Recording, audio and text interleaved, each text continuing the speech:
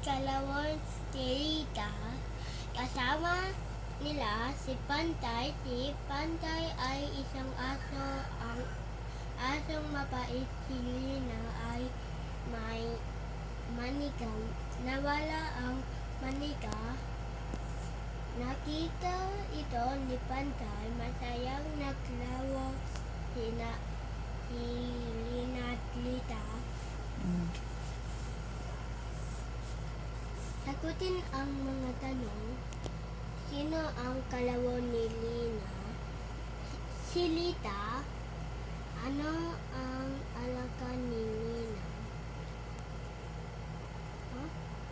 Aso. Ano ang nangyari sa manika? Nawala ang manika. Sino ang nakakita sa manika? Si Pantay. Good.